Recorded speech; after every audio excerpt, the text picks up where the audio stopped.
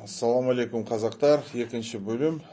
Біреулер бізде сыбайлас жемқорлар бар дейді. Мен шетелде демалып жатқан шенеуніктерді көрмедім, көрген жоқпын.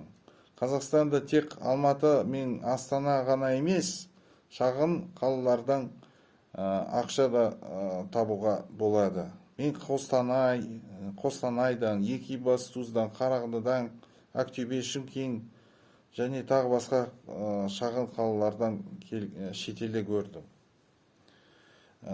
Қазақ туристерден сұрадым, қай бизнеспен айналысасың?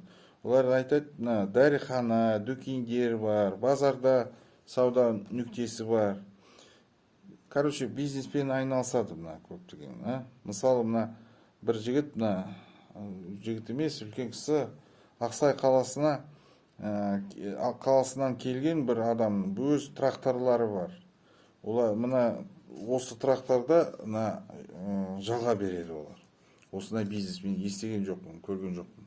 Мен отбасымен Үндістанда қоғыда болғанымызда, үндістердің бәрі менен сұрады. Қазақтар мінген ұшақ қашан келеді? Мен олардан сұрасам, не үшін қазақтар керек сіздерге? Олар маған жауап береді. Қазақтардың ақшасы көп, сондықтан бәріміз қазақтардың келуін күтеміз. Қазақтар қымбат той өткізеді.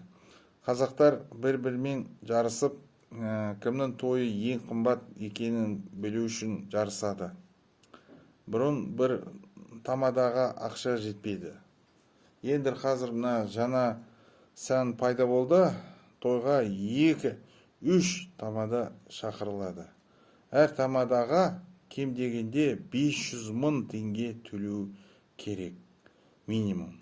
Қазақ эстрадасының жұлдыздарына тапсырыс береді.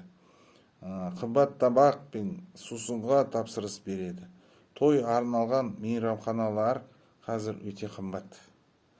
Мына Алматы, Астана, Шымкент, тағы басқалар қалаларда патша сарайына, тойхана патша сарайына ұқсайды.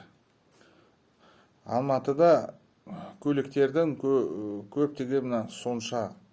Қала орталығында көлік қоятын орын табу өте қиын. Қазақстандағыдай қымбат джиптері көп. Осындай қымбат джиптері әлемде көп емес елдеріне. Бірақ көршінің алдында басқа тілде қазақтың байлығын мақтанудың қажет емес, қажет жоқ жіктер. Бұл қазір өте қауіпті. Олар онсыз да бізге қазақтарға қызғанышпен қарайды. Бәрі біледі қазақтар бай деп, оны көрсетпеу керек. Бізде басқа тілде оларға Қазақстан туралы не айту керек? Бәрі жаман, бәрі ақша жоқ Қазақстан айту керек, байқау керек жіктер. Ал өзіміз қара көздерге қазақ тілінде бәрі жақсы деп айту керек Қазақстанда. Екінші бөлімнің соңы, үшінші бөлім қараңыз.